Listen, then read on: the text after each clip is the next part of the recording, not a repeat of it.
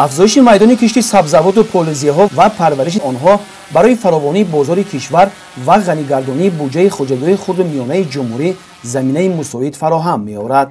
این است که دهقانان خوجه‌گیری خرد و میانه ناحیه شهرنو سال تا سال میدان کشت سبزوات و پولزی‌ها و دیگر نمود زراعت‌های بروقتی را موافق طلبات بازار داخلی و بیرونی زیاد نموده فایده خوب به دست می‌آورند. پرورش نوهای گوناگون قلفینه، پمیدور و بادرینگ و سرپیاز و گلکلم را عین حال میتوان در میدان‌های کشاد خوجه‌گیری دهقانی مشاهده نمود.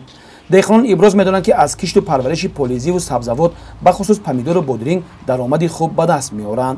2014 زمین گرفتیم. ما 6 سال شد همین زمین استفاده می‌بریم. هر سال 4 گیتار پخته می‌کنیم. مرحمت فخته 40% هر سال حاصل می‌گیریم. نگاه می‌کنیم، مهنت می‌کنیم. یکم حاصل گندم می‌کنیم، دومش با بادرینگ می‌کنیم. ما همین پمیدور هر روز 2 تن 3 تن روی می‌کنیم بازار با. خدا یکم گیتار شال داریم. این دوم حاصل. یکم گندم کردیم 50 سنتری گرفتیم یک هکتارش. و دومش ما شال کردیم. همین زمین گرفتیم. زمین آدم‌ها می‌باخت. ما 30-40-50 کس خداش هم زمین رو زندگانش می‌بیند. همجا کار می‌کند. هر روز زندگانش 40 سامان 50 سامان روز به میتیم. زمین انسان مهنت نکند نمیشود. برای ایوه مهنت حاصل میشد. طور گپ ده. ما قرار 6-7 سال شد همین زمین 1 متر جای زمین خالی نداریم.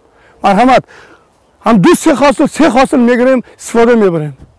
در مجموع در موسم امساله کشت بهاری تا امروز در ناحیه شهرنو پرورش سبزوات و پولزی‌ها در میدان‌های کشاد خوب به راه مانده شده است و کشت این نمود محصول کشاورزی باز هم ادامه دارد.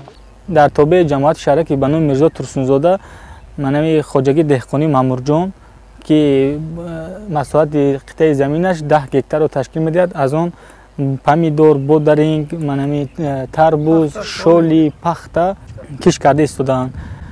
در حدود جماعت شهرک بانو میرزا ترسونزاده 13 عدد خوجگی دهقانی تشکیل می‌دهد که از آن 25 و 73 زمین کارا میباشد. در این خوجگی فقط همین پمیدور، بادرینگ، کارتوشکا، سبزی همین محصولات کش کرده میشه. مشغولیت اساسی مردم ناحیه شهرنو این کشاورزی بوده. با نظرداشت امکانات‌ها ساکنان کوشش می‌نمایند که رشد استحصال محصولات تر و تازه را افزون نموده در تامین امنیت عضوقواری کشور سهم ارزنده گذارند. با این مقصد هر وجب زمین حاصلخیز از جانب دهقانان زحمتکش این منطقه ثمرناک استفاده برده می‌شود.